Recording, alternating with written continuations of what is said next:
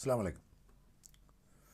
കടുത്ത പ്രത്യയശാസ്ത്ര ഏറ്റുമുട്ടലിലൂടെയാണ് ഇന്നത്തെ ലോകം കടന്നു പോകുന്നത് എന്ന് ഇസത്ത് ബഗോവിച്ച് വിലയിരുത്തുന്നുണ്ട്. ഇസ്ലാം ബിറ്റ്വീൻ ഈസ്റ്റ് ആൻഡ് വെസ്റ്റ് എന്ന പുസ്തകത്തിൻ്റെ ആമുഖത്തിൽ ഗ്രന്ഥകാരൻ്റെ ഈ വിഷയത്തോടുള്ള സമീപനവുമായി ബന്ധപ്പെട്ട കാര്യങ്ങളൊക്കെ വിശദീകരിക്കുന്ന ആമുഖത്തിൽ അതിൻ്റെ ആരംഭത്തിൽ തന്നെ നമുക്കത് വായിക്കാം. മാത്രവുമല്ല, അറിഞ്ഞോ അറിയാതെയോ നാം എല്ലാവരും അതിൽ പങ്കാളികളാണ്. ഒന്നുകിൽ ആക്രമണകാരികളായി അല്ലെങ്കിൽ ഇരകളായി. അപ്പോൾ ആ അർത്ഥത്തിലുള്ള ആ ഒരു പ്രത്യയശാസ്ത്ര ഏറ്റുമുട്ടൽ നടക്കുമ്പോൾ ആ ഒരു പ്രതലത്തിൽ, ആ ഒരു പശ്ചാത്തലത്തിൽ നിന്നുകൊണ്ട് രണ്ട് ചോദ്യങ്ങളാണ് ഇസത്ത് ബഗോവിച്ച് ഉന്നയിക്കുന്നത്. ഒന്ന്, ഈ സംഘട്ടനത്തിൽ അല്ലെങ്കിൽ സംഘർഷത്തിൽ ഇസ്ലാമിൻ്റെ സ്ഥാനം എവിടെയാണ്? രണ്ടാമത്തത്, സമകാലീന ലോകത്തെ രൂപപ്പെടുത്തുന്നതിൽ ഇസ്ലാം ഏറ്റെടുക്കേണ്ടതായ ഒരു പങ്കാളിത്തം ഉണ്ടോ? ഈ അർത്ഥത്തിലുള്ള ഒരു അന്വേഷണം. ഇസ്ലാമിനെ വിശകലനം ചെയ്തുകൊണ്ട് വേറെയും ധാരാളം പുസ്തകങ്ങൾ ഇസത്ത് ബഗോവിച്ച് രചിച്ചിട്ടുണ്ടെന്ന് പറഞ്ഞല്ലോ. അതിലൊരു പുസ്തകമാണ് ഇസ്ലാമിക് ഡിക്ലറേഷൻ, ഇസ്ലാമിക പ്രഖ്യാപനം എന്ന പുസ്തകം. അതിൽ നിലവിലുള്ളൊരവസ്ഥയെ സംബന്ധിച്ചുള്ള വിശകലനമുണ്ട്. അദ്ദേഹം പറയുന്നത് രണ്ട് വിഭാഗങ്ങൾ, ഒന്ന് ക്ലെറിക്സ്, രണ്ടാമത്തെ മോഡേണിസ്റ്റ്. ഒന്നാമത്തെ വിഭാഗം പുരോഹിതന്മാർ അല്ലെങ്കിൽ ഉലമാക്കൾ, രണ്ടാമത്തത് കുറെ കൂടി ആധുനികതാവാദികൾ. ഈ രണ്ട് കൂട്ടരും പ്രതിനിധാനം ചെയ്യുന്ന ഒരു ഇസ്ലാമുണ്ട്. ഇത് രണ്ടിനെയും അദ്ദേഹം തള്ളിക്കളയുന്നുണ്ട്. എപ്പോഴും അദ്ദേഹം ഈ പറയുന്ന ഒരു ദ്വന്ദ്വാത്മകതയെ അദ്ദേഹത്തിൻ്റെ ചിന്തകളിലുടനീളം തോറ്റുന്നതായി നമുക്ക് കാണാൻ കഴിയും.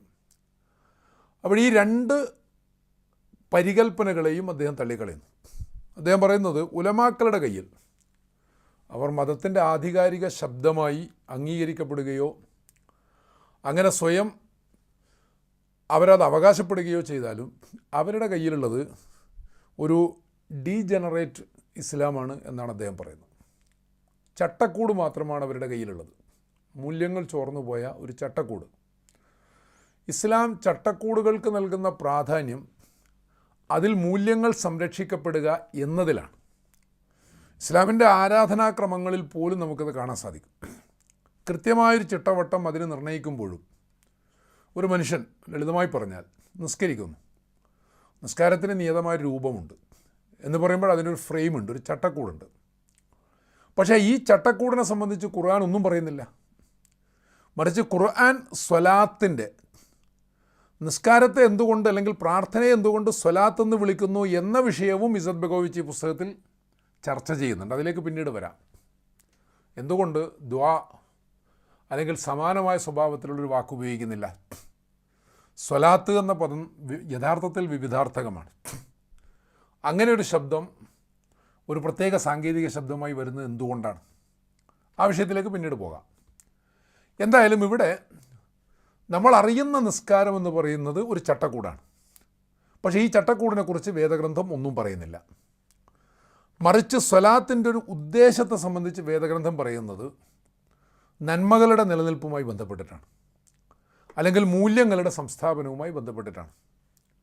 ഒരു വിഭാഗത്തെ സംബന്ധിച്ച് പറയുന്നു, ആ വിഭാഗം ഭൂമിയിൽ ഗുണമാഗ്രഹിക്കുന്നവരാണ്, ക്രിയാത്മകമായ പങ്കാളിത്തം വഹിക്കുന്നവരാണ്.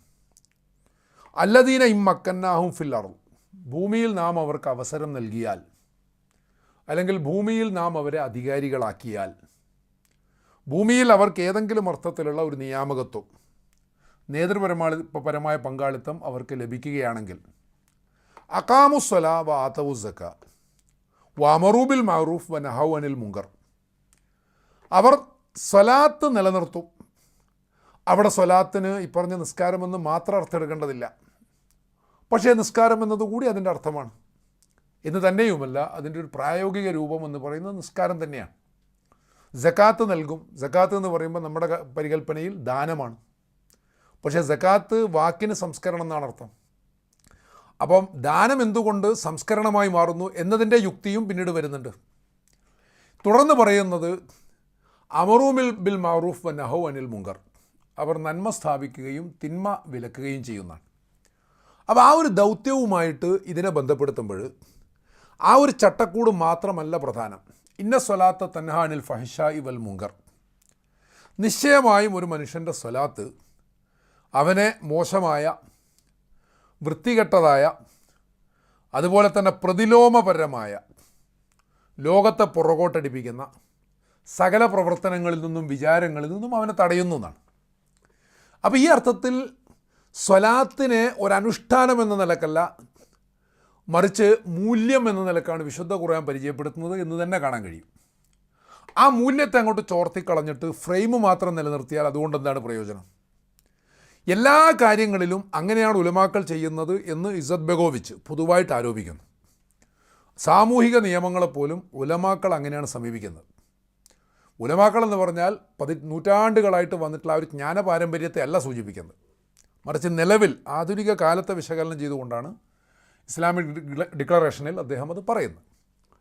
അപ്പോഴങ്ങനെ ചട്ടക്കൂട് മാത്രം നിലനിർത്തി മൂല്യങ്ങൾ ചോർത്തിക്കളഞ്ഞ് ആ അർത്ഥത്തിലുള്ള ഒരു ഡീജനറേറ്റ് ഇസ്ലാമിനെയാണ് ഉലമ പ്രതിനിധാനം ചെയ്യുന്നത് എന്നാണ് അദ്ദേഹം പറയുന്നത്. മറുഭാഗത്തുള്ള മോഡേണിസ്റ്റുകളാകട്ടെ, അവർ ഇസ്ലാമിൻ്റെ മൂല്യവ്യവസ്ഥയെ തന്നെ യഥാർത്ഥത്തിൽ നിരാകരിക്കുകയാണ്. അവർക്ക് മുസ്ലിം എന്ന് പറയുന്ന ഒരു ഐഡൻറ്റിറ്റിയോട് ചിലപ്പോൾ കമ്മിറ്റ്മെൻ്റ് ഉണ്ടാവാം, പക്ഷേ ഇസ്ലാമിൻ്റെ മൂല്യവ്യവസ്ഥയെ, ഇസ്ലാമിൻ്റെ എത്തിക്സിനെ അവർ തള്ളിക്കളയുന്നു. എത്തിക്സിനെ നിരാകരിച്ചുകൊണ്ട് ഇസ്ലാമിന് നിലനിൽപ്പ് തന്നെയില്ല എന്നുള്ളതാണ് യാഥാർത്ഥ്യം. എന്തായാലും ഈ അർത്ഥത്തിൽ ഇസ്ലാമിൻ്റെ പുതിയ പ്രയോഗങ്ങളെയും തെറ്റായിട്ടുള്ള പ്രയോഗങ്ങളെയും ഇസ്സത്ത് ബെഗോവിച്ച് കൈകാര്യം ചെയ്യുന്നുണ്ട് എന്ന് കാണാം. ഇസ്ലാമിക് ഡിക്ലറേഷൻ എന്ന പുസ്തകത്തിലാണ് ഈ പറയുന്ന പരാമർശങ്ങളൊക്കെയും ഉള്ളത്. എന്തായാലും ഈസ്റ്റ് ആൻഡ് വെസ്റ്റ് എന്ന പുസ്തകത്തിലേക്ക് തന്നെ വന്നാൽ, ഇസ്ലാം ബിറ്റ്വീൻ ഈസ്റ്റ് ആൻഡ് വെസ്റ്റ് എന്ന പുസ്തകത്തിലേക്ക് തന്നെ വന്നാൽ, ഇതിൽ കിഴക്കും പടിഞ്ഞാറും പ്രതീകങ്ങളാണ് എന്ന് നേരത്തെ പറഞ്ഞല്ലോ. കിഴക്ക് അങ്ങേയറ്റത്തെ ആധ്യാത്മികതയുടെ, കുറച്ചുകൂടി തത്വശാസ്ത്രപരമായി പറഞ്ഞാൽ ആശയവാദത്തിൻ്റെ ഒരു കേന്ദ്രമാണെങ്കിൽ, പടിഞ്ഞാറ് പ്രായോഗിക തലത്തിൽ ഭൗതികാസക്തിയുടെ, ആശയതലത്തിൽ ഭൗതികവാദത്തിൻ്റെ ഒരു കേന്ദ്രമാണ്. ഇത് തീർത്തും അങ്ങനെയാണ് എന്നുള്ള അർത്ഥത്തിലല്ല, രണ്ട് പ്രതീകങ്ങളായി വെക്കുകയാണ്. എന്നിട്ടതിൽ ഇസ്ലാമിൻ്റെ സ്ഥാനം കണ്ടെത്തുന്നത് പുസ്തകത്തിൻ്റെ തലക്കെട്ട് തന്നെ ഇസ്ലാം ബിറ്റ്വീൻ ഈസ്റ്റ് ആൻഡ് വെസ്റ്റ് എന്നാണ്. ഇതിലേതെങ്കിലും ഒരു പക്ഷത്ത്, സാധാരണഗതിയിൽ നമ്മൾ വിചാരിക്കും മതത്തിൻ്റെ അല്ലെങ്കിൽ ആത്മീയതയുടെ പക്ഷത്ത് ഇസ്ലാം പോയി നിൽക്കുമെന്ന്. അങ്ങനെയല്ല ഇസ്സത്ത് ബെഗോവിച്ച് ഇസ്ലാമിനെ കാണുന്നത്. അപ്പറയുന്ന ആശയവാദവുമായിട്ട്, ആധ്യാത്മികമായ മതധാരയുമായിട്ടല്ല ഇസ്ലാം ബന്ധപ്പെടുന്നത്.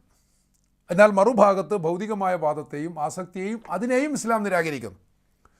എന്ന് പറയുമ്പോൾ ഇസ്ലാമിന് വളരെ കൃത്യമായ ഒരു മധ്യമ സമീപനമുണ്ട് എന്നുള്ളതാണ് യാഥാർത്ഥ്യം.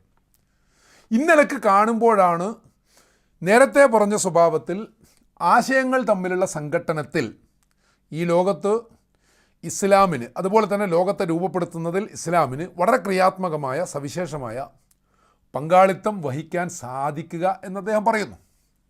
അതുകൊണ്ട് തന്നെ മതപരമായ ഒരു തർക്കത്തിലും ഈ പുസ്തകം ഇടപെടുന്നില്ല. ഞാൻ അറിഞ്ഞിടത്തോളം ഇസ്സത്ത് ബെഗോവിച്ചിൻ്റെ ഒരു പുസ്തകവും അതിലേക്ക് കടന്നു ചെല്ലുന്നില്ല, തിയോളജിക്കലായിട്ടുള്ള തർക്കത്തിൽ ഇടപെടുന്നില്ല. അതോടൊപ്പം തന്നെ മതത്തിൻ്റെ ആന്തരികമായിട്ടുള്ള കർമ്മശാസ്ത്രപരമായിട്ടുള്ള അഭിപ്രായ ഭിന്നതകളിലേക്ക് പോകുന്നില്ല. അത്തരം വിഷയങ്ങളൊന്നും തന്നെ അദ്ദേഹം കൈകാര്യം ചെയ്യുന്നേയില്ല. മറിച്ച് അദ്ദേഹം കാണുന്നത് ഇസ്ലാമിനെ ഒരു മതമായിട്ടല്ല, അതിനൊരു ഭൗതിക പ്രത്യയശാസ്ത്രമായിട്ടുമല്ല കാണുന്നത്. യഥാർത്ഥത്തിൽ ഇത് രണ്ടിനുമിടയിൽ വൈരുദ്ധ്യാത്മകമായിട്ടുള്ളൊരു സമീപനം, ഡയലക്റ്റിക്കലായിട്ടുള്ളൊരു സമീപനം. ഇവിടെ ഞാൻ എൻ്റെ വ്യക്തിപരമായ ചില അനുഭവങ്ങളും കൂടി പറയേണ്ടതുണ്ട്. യഥാർത്ഥത്തിൽ ഇസ്ലാം എന്ന ഒരു പ്രത്യയശാസ്ത്ര പ്രതലത്തിലേക്ക് ഒരു വായനക്കാരൻ എന്ന നിലയ്ക്ക് എന്നെ ആകർഷിച്ചിട്ടുള്ളത് ഇസ്ലാം ബിറ്റ്വീൻ ഈസ്റ്റ് ആൻഡ് വെസ്റ്റ് എന്ന പുസ്തകമാണ്. വളരെ യാദൃച്ഛികമായിട്ടാണ് അലിജ അലി ഇസ്സത്ത് ബെഗോവിച്ച് എന്ന മഹാദാർശനികൻ എൻ്റെ ജീവിതത്തിലേക്ക് ഇറങ്ങി വരുന്നത്. അത് മാതൃഭൂമി പത്രത്തിൽ കണ്ടിട്ടുള്ള ഒരു പരസ്യമാണ്. ഇസ്ലാം രാജമാർഗം എന്ന പേരിലുള്ള പുസ്തകത്തിൻ്റെ പരസ്യം. ആ പരസ്യം, ആ പുസ്തകത്തെക്കാളും അതെഴുതിയ ആളെക്കാളും എന്നെ ആകർഷിച്ചത് വിവർത്തകൻ്റെ പേരാണ്. NP മുഹമ്മദാണത് വിവർത്തനം ചെയ്തത്. ഒരു വായനക്കാരൻ എന്ന നിലക്ക് ഞാൻ വളരെ ഇഷ്ടപ്പെടുന്നൊരു സാഹിത്യകാരൻ. അദ്ദേഹം എങ്ങനെ ഇസ്ലാമിൻ്റെ തിയോളജിയും രാഷ്ട്രീയവും ഒക്കെ പറയുന്നൊരു പുസ്തകം വിവർത്തനം ചെയ്യുന്നു. അപ്പോൾ അതെന്നിലുണ്ടാക്കിയിട്ടുള്ളൊരു കൗതുകം, ആ കൗതുകത്തിൽ നിന്നാണ് ഞാൻ ഈ പുസ്തകം വാങ്ങുന്നതും വായിക്കുന്നതും. അങ്ങനെ മലയാളത്തിൽ അത് വായിച്ചു, പിന്നീട് അതിൻ്റെ ഇംഗ്ലീഷ് പ്രതിയും കൂടി വായിച്ചു. അപ്പോൾ അങ്ങനെയാണ് അതിലേക്ക് ആകൃഷ്ടനാകുന്നത്. അതേസമയം ഈ പുസ്തകം അന്ന് വ്യക്തിപരമായി എന്നെ മതിച്ചുകൊണ്ടിരിക്കുന്ന കുറേ ആശങ്കകൾക്ക് പരിഹാരമായി തീർന്നു എന്നതാണ് യാഥാർത്ഥ്യം. ഞാൻ അങ്ങനെയാണ് ഇസ്ലാമിനെ അറിയുന്നത്. ഇവിടെ നിലനിന്നിരുന്ന, അതുവരെ നിലനിന്നിരുന്ന ഇസ്ലാം എന്ന പേരിൽ നിലനിന്നിരുന്ന മതരൂപവുമായിട്ട് ഞാൻ ബന്ധപ്പെട്ടിരുന്നില്ല ഒട്ടും. എന്ന് തന്നെയുമല്ല, കുറേ കൂടി ഭൗതികവാദപരമായിട്ടാണ് എൻ്റെ ചിന്തകൾ ആരംഭിച്ചത്. പക്ഷേ ആ ഭൗതികവാദത്തിൽ നിന്ന് പിന്നീട് എന്തുകൊണ്ടോ ആത്മീയമായ അന്വേഷണത്തിലേക്കുള്ളൊരു ചാട്ടം ഞാൻ ചാടി. ആ ഒരു ചാട്ടം നീതീകരിക്കത്തക്കതാണോ എന്നെനിക്കറിയില്ല. ഞാനീ പറയുന്നതിൽ ഏതെങ്കിലും അർത്ഥത്തിൽ അതിശയോക്തിയോ അതിഭാവുകത്വമോ കലർന്നിട്ടുണ്ടോ എന്നും എനിക്കറിയില്ല. എൻ്റെ അനുഭവങ്ങൾ എൻ്റെ ഓർമ്മയിൽ നിന്ന് വളരെ സത്യസന്ധമായിട്ട് തന്നെയാണ് പറയുന്നത്. മാത്രവുമല്ല, ഇതിനെയൊക്കെ വളരെ കൃത്യമായി സൈദ്ധാന്തികമായി ന്യായീകരിക്കാനും എനിക്കറിയില്ല. എന്നാൽ ഒന്ന് സംഭവിച്ചിട്ടുണ്ട്. ഇപ്പറയുന്ന ഭൗതികവാദപരമായ നിലപാടിൽ നിന്ന് ആത്മീയതയിലേക്കുള്ള ഒരു ചാട്ടം അങ്ങോട്ട് ചാടി. കാരണം അങ്ങനൊരു യാഥാർത്ഥ്യവും കൂടിയുണ്ട്. അതും നമ്മുടെ ബോധത്തിലേക്ക് വരേണ്ടതുണ്ട്, അതും നമ്മുടെ അന്വേഷണ വിഷയമാകേണ്ടതുണ്ട് എന്ന ഒരു ചിന്ത. അതിനൊരുപാട് സ്വാധീനങ്ങൾ വേറെയുമുണ്ട്, അതിലേക്കൊന്നും ഞാൻ പോകുന്നില്ല. പക്ഷെ അതേസമയം തന്നെ ആ അർത്ഥത്തിലൊരല്പകാലം ധ്യാന നിമഗ്നനായി ജീവിച്ചപ്പോഴേക്കും അതിലെനിക്ക് വളരെ ശക്തമായ മടുപ്പുണ്ടായി. കാരണം നേരത്തെ ഒരു മാർക്സിയൻ പ്രതലത്തിൽ നിലകൊണ്ടിരുന്ന, ഭൗതികവാദത്തെ അടിത്തറയായി സ്വീകരിച്ചിരുന്ന, അതിനേക്കാളുപരി പറഞ്ഞ മാർക്സിയൻ പ്രതലവുമായി ബന്ധപ്പെട്ട മാനസിക സ്വാധീനത്തിൻ്റെ പേരിൽ സാമൂഹികമായിട്ടുള്ള ചിന്തകളും അവബോധങ്ങളും ആർജിക്കാൻ ശ്രമിച്ചിരുന്ന ഒരു മനുഷ്യൻ എന്ന നിലക്ക് അതിൽ നിന്നൊക്കെ വിട്ടുകൊണ്ട് വിസ്മൃതിയിലകപ്പെട്ടുകൊണ്ടുള്ളൊരു ധ്യാനം എന്ന് പറയുമ്പോൾ അതും എന്നെ ഒട്ടും സംതൃപ്തനാക്കിയില്ല എന്നുള്ളതാണ്. അങ്ങനെ വരുമ്പോഴാണ് ഈ പുസ്തകത്തിലുള്ള ഈ സമന്വയം യഥാർത്ഥത്തിൽ എന്നെ അത്ഭുതപ്പെടുത്തുകയാണ്. ഡയലക്റ്റിക്കലായിട്ടുള്ള സമീപനത്തെ സംബന്ധിച്ച് എനിക്കറിയായികയല്ല. മാർക്സിൻ്റെ തന്നെയും സമീപനം അതാണ് എന്ന് എനിക്കറിയാം. പക്ഷേ അതായിരിക്കെ തന്നെ മാർക്സ് നിലകൊള്ളുന്നത് ഭൗതികവാദത്തിലാണ്. മാർക്സിൻ്റെ ഡയലക്റ്റിക്കൽ സമീപനത്തിൻ്റെ കാര്യത്തിൽ മാർക്സിൻ്റെ ഗുരുവായ ഹെഗൽ നിലകൊള്ളുന്നത് ആശയവാദത്തിൻ്റെ ഭൂമികയിലാണ്. ആ ആശയവാദവും നമ്മൾ ചർച്ച ചെയ്യുന്ന മത ആത്മീയതയും തമ്മിൽ വലിയ അന്തരമുണ്ട്. അത്തരം വിശകലനങ്ങളിലേക്ക് നമ്മൾ തൽക്കാലം പോകുന്നില്ല. എന്തായാലും ഇങ്ങനെ ഏതെങ്കിലും ഒരു പ്രതലത്തിൽ നിന്നുകൊണ്ട് പിന്നീടുണ്ടാകുന്ന സങ്കീർണതകളും അതിനുള്ള വൈരുദ്ധ്യാത്മകമായ നിലപാടുകളും മാത്രമാണ് അവർ വിശദീകരിക്കുന്നതെങ്കിൽ, നമ്മൾ മൊത്തത്തിൽ തന്നെ തത്വശാസ്ത്രത്തെ ഭൗതികവാദവും ആശയവാദവുമായി തരംതിരിക്കുമ്പോൾ ഇത് രണ്ടും യാഥാർത്ഥ്യങ്ങളാണ് എന്ന് ചിന്തിച്ചാൽ അവക്കിടയിലുള്ള ഒരു ഡയലക്റ്റിക്സും രൂപപ്പെടേണ്ടതുണ്ടല്ലോ. അതിനിടയിലും ഉണ്ടാകും വൈരുദ്ധ്യാത്മകമായിട്ടുള്ള ബന്ധങ്ങൾ. എങ്കിൽ മാത്രമേ യഥാർത്ഥത്തിൽ മനുഷ്യൻ്റെ ചിന്താപരമായ സങ്കീർണതകൾ പരിഹരിക്കപ്പെടുകയുള്ളൂ എന്നുള്ളതാണ്. അപ്പോൾ ഇതെങ്ങനെയാണ് സാധ്യമാവുക? യഥാർത്ഥത്തിൽ അത്ഭുതകരമായൊരു വിഷയം തന്നെയാണ്. പക്ഷേ അത് വളരെ മനോഹരമായിട്ട് ഇസ്സത്ത് ബെഗോവിച്ച് ഇതിൽ വിശദീകരിച്ച് കണ്ടപ്പോഴാണ് ഖുർആൻ മുന്നോട്ട് വെക്കുന്ന വസത്തിയ എന്ന ഒരു ആശയത്തെക്കുറിച്ച്, അതിൻ്റെ യാഥാർത്ഥ്യത്തെക്കുറിച്ച് ഞാൻ കൂടുതൽ ബോധവാനായത് എന്നത് എൻ്റെ അനുഭവം. വസത്തിയ എന്ന് പറഞ്ഞാൽ ഖുർആൻ്റെ ഒരു പ്രഖ്യാപനമാണ്. വകദാലിക ജഅൽനാക്കും ഉമ്മത്തൻ വസത്ത, നിങ്ങളെ നാം ഒരു മധ്യമ സമൂഹമാണ് ആക്കിയിട്ടുള്ളത്, മധ്യമ സമൂഹമായാണ് ഉയർത്തിയിട്ടുള്ളത്. അപ്പോൾ അവിടെ വരുന്ന ആ ഉമ്മത്തൻ വസത്ത, എന്താണ് ഈ ഉമ്മത്തും വസത്ത്? മധ്യമ നിലപാടുള്ള സമീപനം. ഒരു സമൂഹം എന്ന് പറയുമ്പോൾ അതിൻ്റെ അർത്ഥം എന്താണ്? ഒരു വിശിഷ്ട സമൂഹം എന്ന് വേറൊരു സ്ഥലത്ത് ഖുർആൻ പ്രഖ്യാപിക്കുന്നുണ്ട്. അവിടെ തന്നെ ഉപയോഗിച്ചിട്ടുള്ള വാക്കുകൾ ശ്രദ്ധിക്കേണ്ടതാണ്. കുന്തും ഖൈറ ഉമ്മത്തിൻ ഉഖ്രിജത്ത് ലിന്നാസ്. അവിടെ അന്തും ഖൈറ ഉമ്മത്തിൻ എന്നല്ല പറഞ്ഞത്. നിങ്ങൾ ഉത്തമ സമൂഹമാണ് എന്ന പ്രഖ്യാപനമല്ല, മറിച്ച് നിങ്ങളെ ഉത്തമ സമുദായമാക്കിയിട്ടുണ്ട്. അത് പ്രവാചകൻ്റെ സമൂഹത്തോട് പറയുന്നതാണ്. ഇങ്ങനെ പടച്ചതമ്പുരാൻ പറയുമ്പോൾ തീർച്ചയായിട്ടും ഉത്തമ സമൂഹം എന്ന പദവിയിലേക്ക് ഉയരുക, അങ്ങനെ ആയിത്തീരുക എന്നത് നമ്മുടെ ദൗത്യമാണ് എന്ന ഒരു പരാമർശം കൂടിയുണ്ട്. ആ ഒരു ധ്വനി കൂടി അതിലുണ്ട്. മറിച്ച് അന്തും ഖൈറ ഉമ്മത്തിൻ, നിങ്ങളങ്ങനെയാണ് എന്നാണ് കൃത്യമായി പറഞ്ഞതെങ്കിൽ അത്തരമൊരു ചിന്തക്ക് പ്രസക്തിയില്ല. അതെല്ലാ കാലവും മുസ്ലിം സമൂഹം എന്നറിയപ്പെടുന്നവർ ഉത്തമ സമുദായം തന്നെയായിരിക്കും എന്നൊരർത്ഥം വരും. പക്ഷേ ഖുർആൻ അങ്ങനെ ഒരു അർത്ഥം കൊടുക്കുന്നില്ല.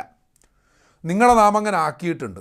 എന്തിൻ്റെ പേരിൽ? നിങ്ങളുടെ ചുമതലകൾ നിർവഹിക്കുന്നതിൻ്റെ പേരിൽ. ആ ചുമതലകൾ തുടർന്ന് വിവരിക്കുന്നുണ്ട്. ഈ ഉത്തമ സമൂഹത്തിൻ്റെ ഏറ്റവും പ്രധാനപ്പെട്ട ഗുണമായിട്ടാണ് ഇവിടെ ഈ പറയുന്ന മധ്യമം, വസത്തിയ എന്ന് പറയുന്ന ആശയം വരുന്നത് എന്ന് കാണണം. ഉമ്മത്തും വസത്ത് എന്ന് പറയുമ്പോൾ അതിനും ശ്രേഷ്ഠ സമൂഹം എന്ന് ചിലർ അർത്ഥം കൊടുക്കാറുണ്ട്. ഭാഷാപരമായിട്ട് അതിന് സാധുതയുണ്ട്. പക്ഷേ ഇവിടെ കൂടുതൽ കൃത്യമായിട്ട് ചേരുന്നത്, പ്രത്യേകിച്ചും ഇസ്സത്ത് ബെഗോവിച്ചിൻ്റെ വിശകലനം പഠിക്കുമ്പോൾ നമുക്ക് ആ കാര്യമാണ് ബോധ്യപ്പെടുക എന്ന് മനസ്സിലാക്കേണ്ടതാണ്. മാത്രവുമല്ല, അല്പസ്വല്പമൊക്കെ മതങ്ങളെയും തത്വചിന്തകളെയും ഒക്കെ അറിയാൻ ശ്രമിച്ചതിൽ നിന്ന് ഇത് കുറേ കൂടി സാദൃശ്യം പുലർത്തുന്ന, ഈ ആശയത്തോട് കുറേ കൂടി സാദൃശ്യം പുലർത്തുന്ന വേറെയും ചിന്തകൾ എൻ്റെ മനസ്സിലേക്ക് കടന്നു വന്നു. അതിലൊന്ന് കൺഫ്യൂഷ്യൻ ദർശനം തന്നെയാണ്, കൺഫ്യൂഷ്യനിസം. കൺഫ്യൂഷ്യസ് അല്ലെങ്കിൽ കൺഫ്യൂഷ്യസ് എന്ന ചീനൻ ദാർശനികൻ കൺഫ്യൂഷ്യനിസത്തിൻ്റെ ഒരു മതരൂപമായിട്ട് തന്നെ ഇന്ന് ചൈനയിൽ നിലനിൽക്കുന്ന കൺഫ്യൂഷ്യനിസത്തിൻ്റെ അടിസ്ഥാന ഗ്രന്ഥങ്ങൾ, 4 അടിസ്ഥാന ഗ്രന്ഥങ്ങളിൽ ഒന്നിൻ്റെ പേര് ഷോങ് യോങ് എന്നാണ്. ഷോങ് യോങ് എന്ന പദത്തിൻ്റെ ഇംഗ്ലീഷ് വിവർത്തനം the doctrine of the mean എന്നാണ്. മധ്യമം എന്ന് പറഞ്ഞാൽ ഈ പറയുന്ന മധ്യമ സിദ്ധാന്തമാണ് അതിൽ അവതരിപ്പിച്ചിരിക്കുന്നത്. ആ ഒരു അടിസ്ഥാന ഗ്രന്ഥമായിട്ട് തന്നെ വന്നിരിക്കുന്നു. ആ ഒരു മധ്യമ വിചാരം കൺഫ്യൂഷ്യസ് വളരെ മനോഹരമായി വിവരിക്കുന്നുണ്ട്. അതുപോലെ തന്നെ ശ്രീബുദ്ധൻ്റെ ജീവിതവും ചിന്തകളും എടുത്താൽ, ശ്രീബുദ്ധൻ അങ്ങേയറ്റത്തെ ഭൗതിക ജീവിതം പാടെ ഉപേക്ഷിച്ചുകൊണ്ട് നേരെ കാട്ടിലേക്കൊരു പോക്കാണ്. അപ്പോക്കിൽ പിന്നെ അദ്ദേഹം പരിവ്രാജകനായിട്ട് അലയുകയാണ്. എല്ലാം ഉപേക്ഷിച്ചിട്ട് സർവസംഘ പരിത്യാഗിയായിട്ട് കാട്ടിൽ കാണുന്ന ഫലമൂലാദികൾ കേവലം വിശപ്പടക്കാൻ വേണ്ടി മാത്രം ഭക്ഷിച്ചിട്ട് അതിലൊരു നിലക്കും ആസ്വാദനത്തിൻ്റേതായ ഒരു പ്രതലവും സ്വീകരിക്കാതെ, അംഗീകരിക്കാതെ, അതൊന്നും ഉൾക്കൊള്ളാതെ അങ്ങനെ അങ്ങോട്ട് സർവസംഘ പരിത്യാഗിയായിട്ട് കുറച്ച് നാൾ ജീവിച്ചു, കുറച്ച് നാൾ അലഞ്ഞു. അങ്ങനെ കുറച്ച് മുനിമാരും യതികളുമൊക്കെ അദ്ദേഹത്തിൻ്റെ കൂടെയും ചെയ്തു. പിന്നീടാണ് അദ്ദേഹം ബീഹാറിലെ ഗയയിലെ ഒരു ബോധിവൃക്ഷത്തിൻ്റെ ചുവട്ടിൽ ഇരിക്കുന്നത്. ക്ഷീണിച്ച് വീണുപോയി, ബോധരഹിതനായി വീണുപോയി. പിന്നീട് ബോധം വന്നപ്പോൾ കാണുന്നത് ഒരു പെൺകുട്ടി ഒരു മൊന്തയിൽ പാലുമായിട്ട് നിൽക്കുന്നതാണ്. ഈ പറയുന്ന പരിവ്രാജകന്മാരുടെ അന്നത്തെ നിലപാടനുസരിച്ച്, അന്നത്തെ മുനിമാരുടെ സിദ്ധാന്തമനുസരിച്ച് മറ്റൊരാളുടെ കയ്യിൽ നിന്ന് പാല് വാങ്ങി കുടിക്കാൻ പാടില്ല. പക്ഷേ ബുദ്ധൻ അത് വാങ്ങി വളരെ ആർത്തിയോടുകൂടി കുടിച്ചു. അതിനുശേഷമുള്ള ധ്യാനത്തിലാണ് അദ്ദേഹത്തിന് ബോധോദയം ലഭിക്കുന്നത്. ഈ ബോധോദയത്തോടുകൂടി അദ്ദേഹത്തിന് മനസ്സിലായിട്ടുള്ള പ്രധാനപ്പെട്ട കാര്യം, ഐഹികാസക്തിയുടേതായ ഇന്ദ്രിയ മാർഗമാണ് ഒരു ഭാഗത്തുള്ളത്, മറുഭാഗത്ത് ഇന്ദ്രിയ നിഗ്രഹത്തിൻ്റേതായിട്ടുള്ളൊരു മാർഗം. ഒന്ന് ഭോഗമാർഗമാണ്, മറ്റൊന്ന് ഇന്ദ്രിയ നിഗ്രഹത്തിൻ്റേതായ യോഗമാർഗമാണ്. ഇത് രണ്ടും അദ്ദേഹം ഉപേക്ഷിക്കുന്നു.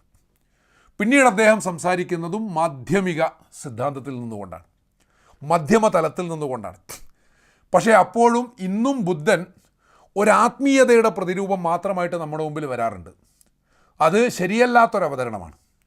പലപ്പോഴും ഇത്തരത്തിലുള്ള ചരിത്ര പുരുഷന്മാർക്കൊക്കെ സംഭവിക്കുന്ന സങ്കല്പങ്ങളിലുള്ളൊരു പരിവർത്തനമാണിത് എന്ന് കാണേണ്ടതാണ്. ആ ഒരു പ്രതിച്ഛായയല്ല യഥാർത്ഥത്തിൽ ബുദ്ധനുള്ളത്. ബുദ്ധൻ തൃഷ്ണയെ സംബന്ധിച്ച് പറയുമ്പോൾ പോലും സ്വാർത്ഥമാകയാൽ അനാസക്തമാകുന്ന ആശകളാണ് തൃഷ്ണ. ആ തൃഷ്ണയാണ് ദുഃഖമുണ്ടാക്കുന്നത് എന്നേ ബുദ്ധൻ പറഞ്ഞിട്ടുള്ളൂ. അല്ലാതെ മനുഷ്യൻ്റെ സർവ്വ ആഗ്രഹങ്ങളും സർവ്വതൃഷ്ണകളും ഉപേക്ഷിക്കണമെന്ന് അദ്ദേഹം പറഞ്ഞിട്ടില്ല. അതിന് സ്വാർത്ഥതയുടെ പ്രതിബദ്ധതാരാഹിത്യത്തിൻ്റേതായിട്ടുള്ള ഒരു വിശേഷണവും കൂടി അദ്ദേഹം കൊടുക്കുന്നുണ്ട്. അങ്ങനെ വരുമ്പോഴാണ് അത് ബുദ്ധദർശനമായി മാറുന്നത്. അപ്പോൾ ആ അർത്ഥത്തിൽ തന്നെ ബുദ്ധനെ നമ്മൾ കണ്ടതാണ്. അതുകൊണ്ട് തന്നെയാണ് ബുദ്ധന് സാമൂഹിക വിപ്ലവകാരിയായി മാറാൻ സാധിച്ചതും, ഒരു വലിയ പരിവർത്തനകാരിയായി, ഒരു വിപ്ലവകാരിയായിട്ട് അദ്ദേഹത്തിന് മാറാൻ സാധിച്ചതും അതുകൊണ്ടാണ്. അപ്പോൾ ആ ലോകത്തോടുള്ള ബാധ്യതയെ സംബന്ധിച്ച് അദ്ദേഹം വിചാരപ്പെട്ടതും ചിന്തിച്ചതുമൊക്കെ അതേ തുടർന്നാണ്. അപ്പോൾ എന്തായാലും ഇങ്ങനെയുള്ള ചിന്തകളും കൂടി അത് വായിക്കുന്ന സമയത്ത് എൻ്റെ മനസ്സിലേക്ക് വന്നു എന്നുള്ളത് ഞാൻ ഓർമ്മിക്കുകയാണ്.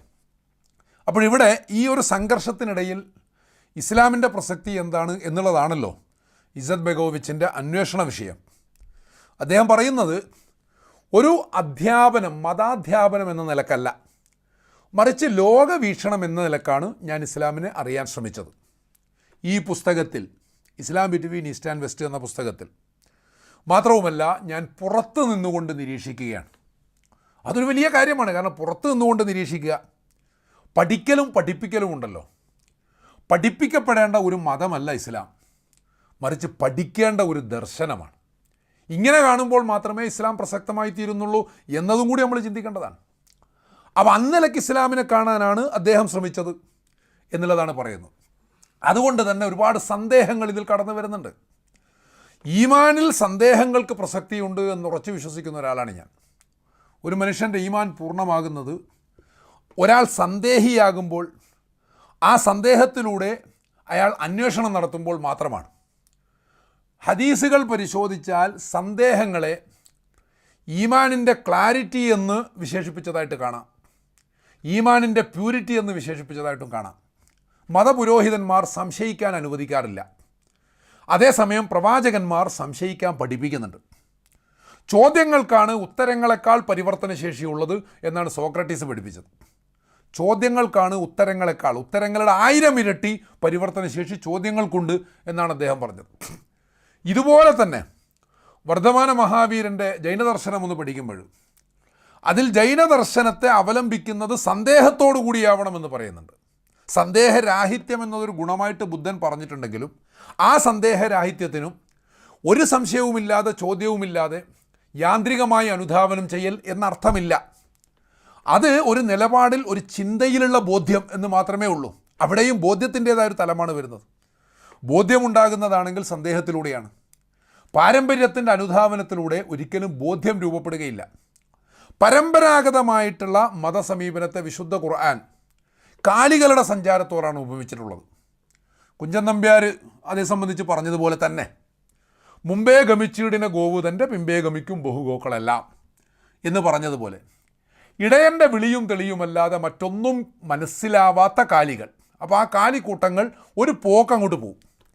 ഇതുപോലെ പോവുക എന്നുള്ളതാണ് പാരമ്പര്യനിഷ്ഠമായിട്ടുള്ള മതരൂപത്തിൻ്റെ ഉപമ വിശുദ്ധ ഖുർആൻ പറയുന്നതാണ്. അതേസമയം അങ്ങനെയല്ല. ചിന്തിക്കുന്നവനും ചിന്തിക്കാത്തവനും സമന്മാരല്ല. അറിയുന്നവനും അറിയാത്തവനും സമന്മാരല്ല. അറിവുണ്ടാകണമെങ്കിൽ ചോദ്യങ്ങളാണ് അറിവിൻ്റെ താക്കോൽ എന്ന് നബി സല്ലല്ലാഹു അലൈഹി വസല്ലം തന്നെ പഠിപ്പിക്കുന്നുണ്ട്. ചോദ്യങ്ങൾ ഉണ്ടാകണമെങ്കിൽ സന്ദേഹങ്ങൾ ഉണ്ടാകണം. ആ അർത്ഥത്തിൽ ഒരു സന്ദേഹിയുടേതായിട്ടുള്ള ഭാവത്തോടു കൂടിയുമാണ് അലി ഇസ്സത്ത് ബഗോവിച്ച് ഇസ്ലാമിനെ സമീപിക്കുന്നത് എന്നുള്ളത് ഈ പുസ്തകത്തിൽ നിന്ന് ബോധ്യപ്പെടും. ആ ഒരു അന്വേഷണത്തിലൂടെ അദ്ദേഹം പോവുകയാണ്. കിഴക്കിനെയും പടിഞ്ഞാറിനെയും സംബന്ധിച്ചുള്ള വിശകലനത്തിലൂടെ കിഴക്കിനെ ആത്മീയതയുടെ ഒരു പ്രതീകമായിട്ട് അവതരിപ്പിച്ചുകൊണ്ട്, ആശയവാദത്തിൻ്റെ ഒരു പ്രതലമായിട്ട് അവതരിപ്പിച്ചുകൊണ്ട്, മറുഭാഗത്ത് പടിഞ്ഞാറിനെ ഭൗതികവാദത്തിൻ്റെയും ഭൗതികാസക്തിയുടെയും കേന്ദ്രമായി അടയാളപ്പെടുത്തിക്കൊണ്ട്, ഇത് രണ്ടിൻ്റെയും നന്മകളുണ്ടെങ്കിൽ, ഇത് രണ്ടിലും സത്യങ്ങളുണ്ടെങ്കിൽ അതിനെ മുഴുവനും ഉൾക്കൊള്ളുന്ന ഒരു വൈരുദ്ധ്യാത്മക സമീപനമായിട്ട് ഇസ്ലാമിനെ വെച്ചുകൊണ്ട്. അതുകൊണ്ട് തന്നെ അദ്ദേഹം പറയുന്നത് 3 വീക്ഷണങ്ങൾ ലോകത്ത് നിലനിൽക്കുന്നുണ്ട് എന്നാണ്. 3 വീക്ഷണങ്ങളായിട്ടാണ് അദ്ദേഹം കാറ്റഗറൈസ് ചെയ്യുന്നത്. സാധാരണ തത്വചിന്ത പഠിക്കുന്നവർ 2 തരത്തിലാണുള്ളത്. ഒന്ന് ഭൗതികവാദമാണ്, മറ്റൊന്ന് ആശയവാദമാണ്. എന്നിട്ട് ആശയവാദത്തിൻ്റെ കോളത്തിൽ തന്നെയും ഇസ്ലാമിൻ്റെ തിയോളജിയെയും മതസിദ്ധാന്തങ്ങളെയും ഒക്കെ എഴുതി വെക്കും. പക്ഷേ ഇസ്സത്ത് ബഗോവിച്ച് പറയുന്നത് 3 തരത്തിലുള്ള ലോകവീക്ഷണമാണുള്ളത്. ഒന്ന് ഭൗതികവാദ വീക്ഷണം, ഭൗതിക വീക്ഷണമാണ്. രണ്ടാമത്തേത് മതവീക്ഷണമാണ്. മൂന്നാമത്തേത് ഇസ്ലാമിക വീക്ഷണമാണ്. ഇങ്ങനെ 3 തരം വീക്ഷണങ്ങളുണ്ട് എന്ന് പറഞ്ഞുകൊണ്ട് അതിൽ ഇസ്ലാമിൻ്റെ സ്ഥാനത്തെ വളരെ കൃത്യമായിട്ട് അടയാളപ്പെടുത്തുകയാണ് ഈ പുസ്തകത്തിൽ ചെയ്യുന്നത്. അതിനുവേണ്ടി അദ്ദേഹം സ്വീകരിച്ചിട്ടുള്ള ഉപമകളെയും അതുമായി ബന്ധപ്പെട്ട ചർച്ചകളെയുമൊക്കെ നമുക്ക് പിന്നീട് പരിശോധിക്കാം. എന്തായിരുന്നാലും ഈ പ്രഭാഷണവും ഇവിടെ അവസാനിപ്പിക്കുകയാണ്. അടുത്ത ഒരു പ്രഭാഷണത്തിലേക്ക് നിങ്ങളുടെ ശ്രദ്ധയെ ക്ഷണിച്ചുകൊണ്ട് തന്നെ അല്ലാഹു തുണക്കുമാറാകട്ടെ. വാഖിർ ദഅ്വാനാ അൽഹംദുലില്ലാഹി റബ്ബിൽ ആലമീൻ. അസ്സലാമു അലൈക്കും.